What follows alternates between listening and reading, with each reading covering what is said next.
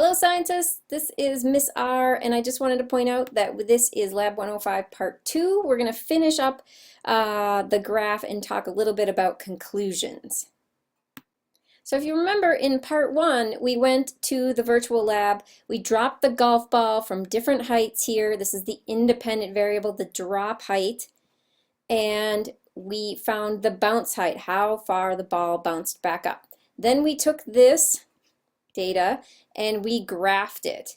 I used the scribble feature here in shapes, and I made little dots for all of those points. You can see, I didn't talk about this earlier, but you can see because between 0 and 20 there are 4 blocks. 4 times what equals 20? Well, 4 times 5 equals 20. So I know that each of these little blocks is 5. And so I plotted all my points. I put the drop height and I knew the bounce height was 12, so I plotted that right there.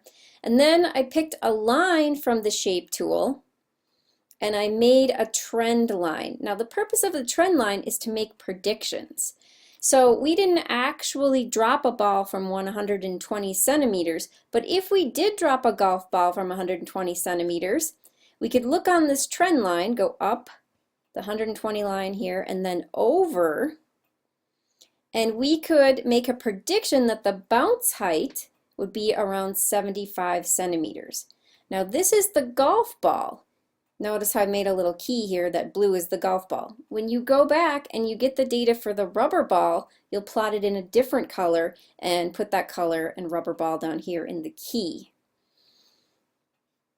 So if you dropped a golf ball from 120 centimeters, the bounce height would probably be around 75 centimeters. We use trend lines to make predictions.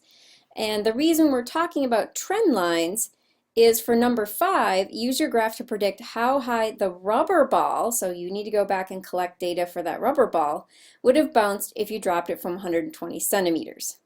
You need to draw a trend line for the rubber ball.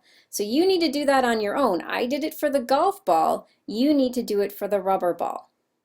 And then you need to use your trend line to predict how high the rubber ball would bounce if you dropped it from 120. So again, extend that line beyond your actual points for the rubber ball, extend it to 120 and go over here and find out what the value for rubber ball is. Remember, this is golf ball.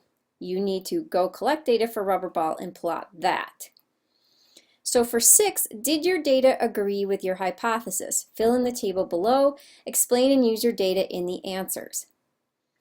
So for the golf ball, you want to copy your original hypothesis here. So we'll go way up in the lab here to where you put your original hypothesis for the golf ball.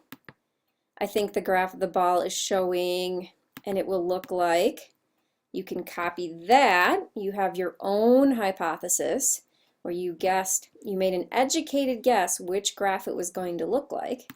So you're going to copy your hypothesis here, and then you're going to write an explanation. My data either supports, or you can write, we'll put an or here, my data does not support my hypothesis. And then you want to say why. And use specific data, use the shape of your graph, and talk about why it does or does not match the graph you thought it was going to look like. This is really important. Don't say my data proves. Data doesn't prove your hypothesis correct or incorrect. It supports your hypothesis. You want to repeat that same process, put your plastic hypothesis here, and then collect data, graph it, look at your plastic ball data, same with the rubber ball and the clay ball. So you need to go back to the lab, collect some more data, graph some more data for the rubber ball, the plastic ball, and the clay ball on this graph here. So you should have 4 separate lines, remember, because you've got 4 separate sets of data. So 4 separate lines. Make a trend line for the rubber ball answer question 5 with that trend line, and then finish question 6. If you have any questions, you can give me a call. You can come to office hours, or you can just come early to class. I'd love to talk to you.